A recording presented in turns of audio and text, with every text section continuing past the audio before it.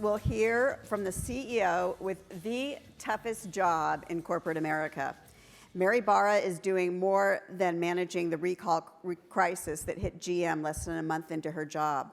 She's treating it as an opportunity to reform a deeply dysfunctional culture, one that many say can't be changed. She's apparently betting that she can change that. She joins our editor of Fortune, Alan Murray, for a one-on-one conversation. Please welcome Alan and Mary.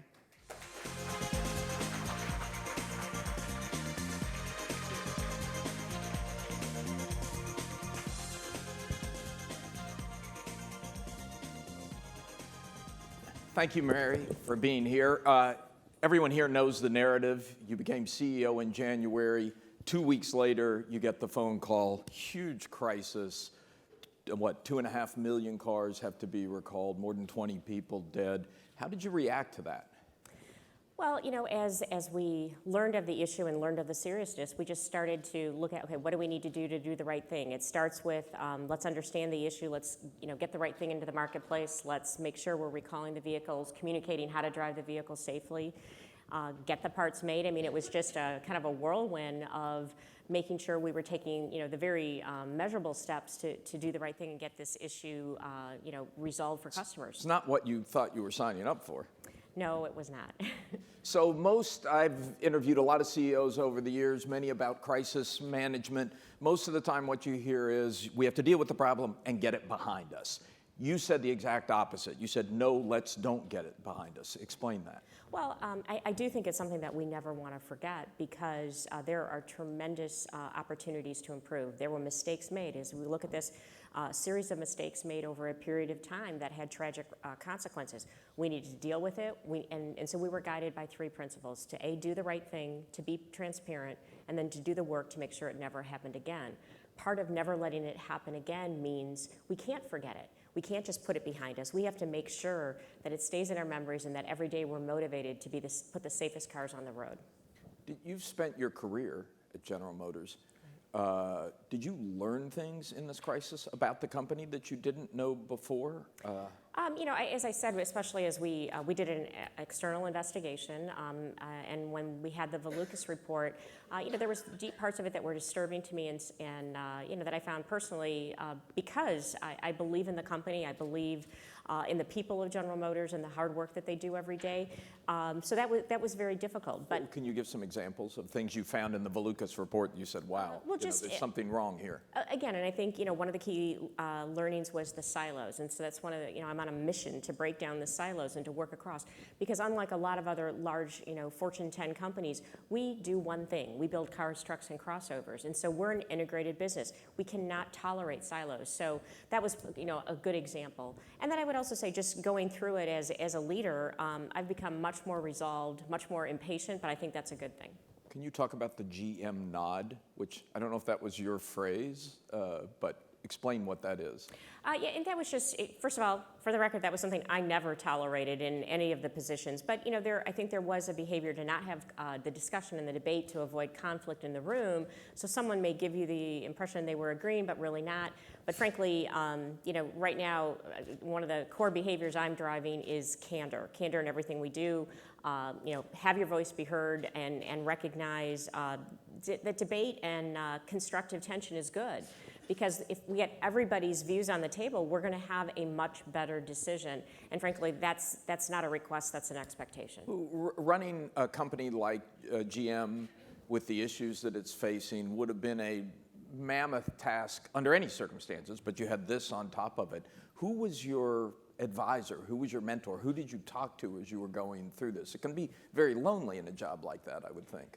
Well, I had a core group of people around me that I relied on. But clearly, we were a new leadership team as well, and so it caused us to gel very quickly, which I think is a strength now because we're aligned and committed and determined. So I think the key group was the team that leads the company. Any outside advisors? Any board members who were of constant? clearly, I have a phenomenal board, and so Tim Sosa, as our chairman, was always available, as was every member of our board, and they all have great expertise in different areas. There were times I reached out to them. There were times I reached out to other CEOs. One of the things I thought was great is a number of CEOs contacted me that I hadn't had the opportunity to meet before to just offer support, but there was nuggets of learning with each one. So. Any in particular that we talked? Too many to name, because I valued each of them. We actually talked about this some earlier today with Lynn Good, who was here and was going through a tough time at Duke Energy the same time you were going through this. What would you say, looking back over the past 10 months, what would you say is the most important lesson? And I promise you we are going to look forward. But last question on the looking back, most important lesson you learned over those 10 months? Just the need to bring everybody together and be focused on and doing the right thing, doing it quickly, and making sure you're making the changes you need to make to institutionalize so it won't happen again. But it was getting everybody, and then I would also say communicating. The transparency, I think, has been critical. Not only, externally, because obviously there were very important constituencies that were impacted, but internally, making sure our employees understood what was going on so they could be guided to do the right thing as well. How do you do that? How do you create a culture of candor at a company where that has not been the traditional culture? Well, I think it starts by being really candid yourself and our leadership team and the way we model the behavior, professionally, but that it's okay to have discussion, debate, and to pull it out. A lot of times I'll be in a room, and if it's silent, I'll call people by name and say, wait, do you have an opinion? What are your thoughts? I want your viewpoint, and it's okay to be different than mine. And so much of it is it's the actions you take every day. Every single interaction you're in is an opportunity to change that behavior. So tell us about, that's the bad news. Tell us some good things going on at GM these days. Well, one of the things I'm most proud about General Motors is vehicle after vehicle, car, truck, crossover. We are putting vehicles into the marketplace around the world. We were in Paris last week introducing the new Corsa for Opel, which is just getting great industry accolades. And in the United States, we have a new midsize truck that again is, I think, really changing that whole segment of the market from just the performance of that vehicle. So it's the great products we're putting out, also the forward look of the technologies. I believe the industry will change more, the auto industry will change more in the next 5 to 10 years than it has in the last 50. When you look at the propulsion systems and the work that we need to do to make sure we're being environmentally responsible, whether it's electrification, improving the internal combustion engine, so the whole propulsion strategy. Then when you look at connectivity, we can't live without our smartphones, so how do we bring that safely without adding driver distraction into the vehicle? We're the first OEM that has 4G LTE, and we're rolling it out quickly across our whole portfolio. That level of, we call it pipe in the car, to leverage data in the car to deliver, I think is going to fundamentally change and offer value to the customer. And then finally, when you look at, as the journey that we're on to autonomous driving, that will have significant impact on congestion and also have environmental benefits. Well, let's go a little deeper into each one of those three because they're all fascinating. But if I can start at the end, autonomous driving. Are we really on a journey to autonomous driving? What does it mean and why do we want to go there?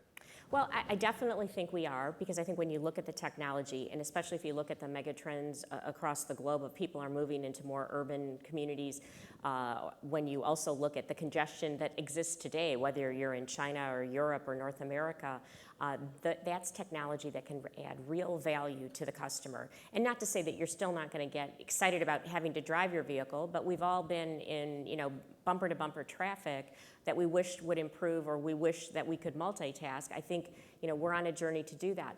I think so congestion, it helps in congestion because you can drive closer together, because you can multitask. What's the... Yes and yes. Both? Yes. Yes. So you can get more cars on the road, right, more efficiently to where they're going, right, exactly. And you can do other things while you're doing it. Absolutely. And so, but I also think one of the big things, just think about it the next time you're in your car, how comfortable would you feel if you had to take your hands off the wheel? Not very. And so I think it's a journey we're on, and that's why it'll be step by step. with some of the technologies we have in vehicles today that we're putting in to get the consumer comfortable with that and understand the value and understand how the system works. Ultimately, it's a plus for safety, or it should be, shouldn't it? Absolutely, if done well, and that's what we're working on. And you say it's a journey we're on. Is it a journey that we will get to some sort of a destination in your term as CEO? Well, again, over the next decade, I think we're going to drive this change, and we have a roadmap that takes us, through several years, and we're busy implementing it. So, within your term as CEO? The board makes that call. I'm just doing my job every day. And the connected car, I mean, new cars now are almost, they're incredibly complex entertainment systems in some ways. How are you thinking about that? Because that obviously can have an adverse effect on safety. Right, and that's why, to me, anything, especially that we put into the cockpit where the driver is, has to be done well from an intuitive, reducing driver distraction. And so we look at everything we do from that perspective. But then, I think it's so much farther than, I'll say the entertainment piece about it. When you have that connectivity, I was talking to someone backstage who just presented about, big data and how we can mine data from the car to, again, it's all about creating value for the customer. So if we can tell you something is going to wear out, or if we can tell you, as you're making your drive, how to make that more efficient, those are all things that I think are coming, and very generally, I'll share that we're working on in using the data, using the connectivity, so much farther than, obviously streaming videos to the back seat are important, but it's much more than that of what we can do from mirroring not only the entertainment piece, but the data that we can get from the car itself. Key issue there, though, is making sure you do it correctly from a privacy perspective and do it right from a cyber perspective. And so those all have got to be done well for this to be something that I think is with us 10 years from now. I believe it will be. Will GM be a pioneer in that area? Well, I think we already have made announcements of what we're going to do in 2 years, calendar year 16, on 2 of our upcoming Cadillacs, with having the first vehicle that has V2V, vehicle-to-vehicle capability to interface, and then also a product that we call Super Cruise that lets you take your hands off the wheel. Wow. And then the propulsion systems, the first one you mentioned. I mean, the electric car seems to have been painfully slow in coming. I remember doing an interview like this with Carlos Ghosn, I think it was 2009, where he said, next year the Leafs will be everywhere. Why has it been so slow in coming, and what's going to make it accelerate? Well, I think technology breakthroughs one of the reasons I think it's been slow in coming is the customer is incredibly rational. They're going to look at the offerings and say, what makes sense for me? What provides an economic value for me? There's tremendous work going on to improve the density of batteries, meaning go farther for a smaller size battery at a lower cost. As that equation continues to be driven down, which is what we're working on, and you'll see great improvements as we have some of the newer generations of our electric vehicles, both pure electric and extended range electric vehicle, continuing to again meet the economic equation of value. So I think that's part of it, and so it's still technology breakthroughs. I would also say, and I said this when I was here last year, a lot of people still don't understand the volt. They say, well, what happens when I run out of battery power? That's why you've got the engine there that acts as a generator and powers the vehicle still. So some of it is in this very cluttered space where we're all really busy of really understanding the value proposition. Yeah. So I'm going to open it up to the audience in just a minute, but I have 2 questions I'd like to ask you. First, I read in one of the recent profiles that you said you've never in your career asked for a pay increase. It's true. Why? Actually, before you answer that, let me just get a show of hands. Is there anybody else in the room who has never in their career asked for a pay increase? That's not fair.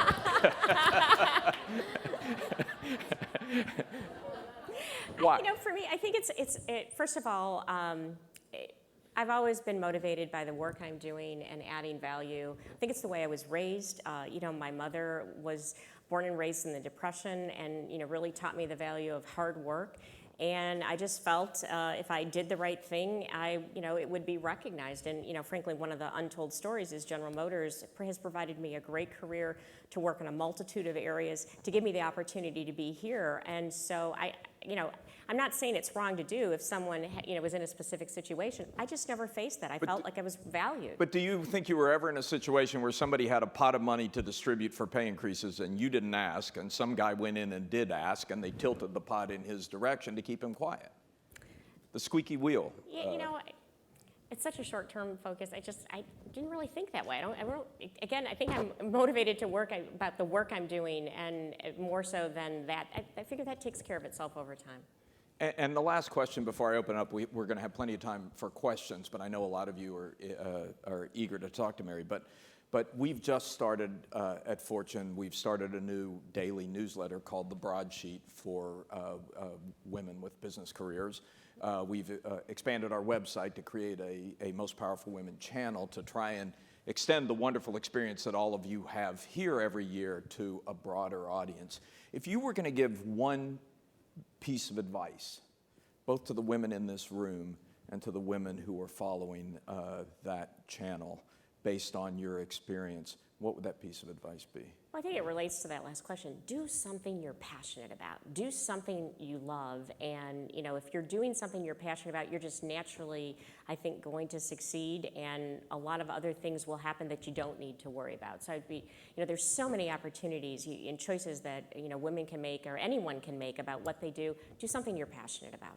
Life's too short. Great. Let's open it up to questions.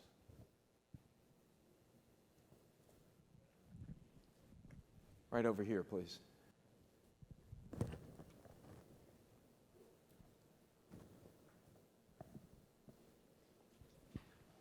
Hi, Mary. I'm Karen Quintos from Dell, and I'm a marketer. And I just wanted to say I applaud you for how you're dealing with the crisis. I think you've done an amazing job just preserving what the GM brand is all about. So you're a great role model.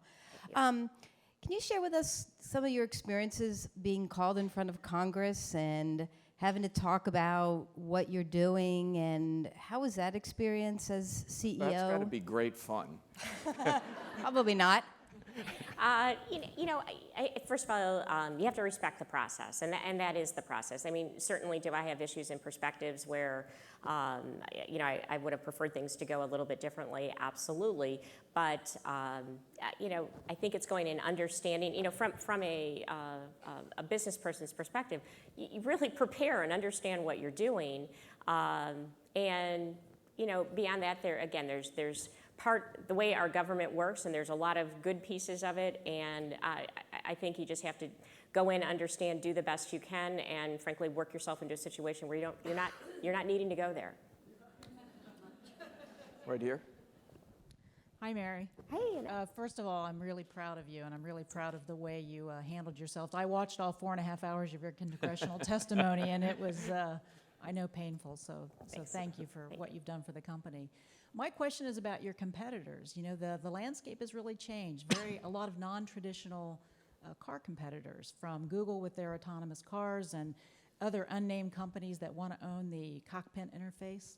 How are you thinking about these competitors of the future that haven't been the competitors of the past? Great question, because I spend a lot of time. But I first have to say, Annette Clayton and I have known each other for years, and she was a person who was a great mentor to me when we worked together. So just have to say that. But I think it is important, and that is another facet of the industry. The traditional OEMs, very competitive, very capable, and so you really need to understand your strategy. And when you look at the auto industry, you're making bets for 3, 4, 5, 6 years down the road. Also investing in technologies that even have a longer frame than that. So you have to be pretty resolved on where you're going. But I think there's a challenge, but also an opportunity, because there are other industries, as you see so much, from an electronics perspective, get into the vehicle. I always say the smartphone and the vehicle are kind of, you can say they're crashing or they're integrating. I like to say they're integrating. And we have a GM Ventures group, and that's an area for us to look at opportunities to not try and do everything ourselves, but to pull that in and put those things on the vehicle to add more value to the customer. So I think it's an opportunity, but it's also a very important new competitive class that you have to make sure you understand, because just because you've been doing the job and been in the industry for 100 years doesn't mean you have a right to be here tomorrow. And how do you do that? How do you keep on top of information technologies, which didn't used to be part of the car business? Well, I think many things. It's working with universities, it's working with suppliers, it's having our ventures group where we're out. I'm thinking about you personally. Oh, again, I tap into all those areas. So I think, we have many, I'll say, thrusts into different parts of technology and of the industry and beyond the industry, because even if it's not a technology that can directly go in a car, you can look and say, well, how did they do this and how did they add value and what is the parallel? So we spend quite a bit of time as a senior leadership team challenging ourselves and really taking an outside look in to say, what are the technologies or the parallels? So it's more than just a technology, that could add value to the car. It's the parallels you have to really study as well. Yeah. Other questions? Right back there. Hi, Mary. Ana Maria Chavez, CEO of Girl Scouts of the USA. I myself am leading an iconic organization, also going through major innovation. One of the things I've admired about watching your leadership journey is that as a CEO, you've taken on feedback as a gift, and that change is optional, but we're going to move forward. How, as a CEO, have you owned that cultural shift within your organization, and what are the tactical things you're doing weekly, monthly, to ensure that not only you're meeting your KPIs, but that you're leading that cultural change, and you're getting your leadership team to embrace it as well? Great question, and I do think feedback is a gift because I truly believe all of us can improve. No matter if we were at the top of our game, there's always something that we can do better. And I always look, if you see individuals that if you don't have that feedback, you keep thinking, okay, I'm doing pretty well. So I do view it as a gift, and in fact, it's something I regularly ask for from my board and from my team. And because one of the benefits of working for the company, I know people in multiple areas that feel free to give me feedback, sometimes positive, sometimes constructive, and you have to value and think both of it. But specifically, how are we driving the culture change? I'm on record as saying I'm not a big fan of the word culture because people say culture, and then they say it can't be changed, and then they say to do it, it takes 10 years, and you're like, okay, So to me, it's behaviors. And that's something I can change right this minute. And so, again, my leadership team, the top 17 people that run the company, we've spent a considerable amount of time talking about it, knowing we have to demonstrate the behaviors, we have to change.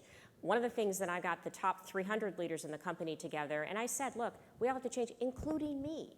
And it's when they see me change and me admit, hey, here's what I should have done in this situation, here's my learning, I think it opens it up. But then the other thing we did when we got together is we agreed on the behaviors we wanted to most change, and it wasn't 50, it was 5. And we also put each other on notice that it's not a nice to do to challenge each other if you don't think one of the other leaders is not demonstrating the behavior. It's your obligation. It is your responsibility to challenge, whether it's me, whether it's the president, any one of us. Can you tell us the 5? Yeah, it's about, first of all, it's about candor, it's about trust, it's about winning, it's about accountability, and it's about, I'll say that tenacity to face the challenges and drive and accept that, every year each one of you start a business plan. Does everything go perfectly? No, it's not about explaining what didn't happen the way you thought it was going to happen. It's about saying, well, this happened, so I've got to do this, or here's something that went better than I thought, so I'm going to seize that opportunity. That's the accountability piece. Sue. Sue Calloway with Fortune. It's wonderful, as somebody who's covered the industry for a long time, to see a woman CEO of a car company. Why has it taken so long, and what commitment do you have, if any, to promoting more women within the industry? Well, again, I think this is an untold story at General Motors. I mean, when I look at my own personal career, an electrical engineer, I had the opportunity to work in our facilities, our operations, our manufacturing plants. I was given the opportunity to be a plant manager, work in manufacturing engineering, product engineering. I had a stint in communications. I had the opportunity to lead GM in HR as we came out. So when you look at the opportunities I faced, And it's not just me. I mean, there are several women from General Motors in the room that I'm incredibly proud of leading big parts of our business across all functions, whether it's key areas in the finance department, in tax and accounting, or it's in marketing, or it's in new technologies, running global purchasing, running countries. And so I look at General Motors, and it's not a one-year goal. This has been a 20, 30 year of developing and encouraging the development to have that many women across the company in super significant roles.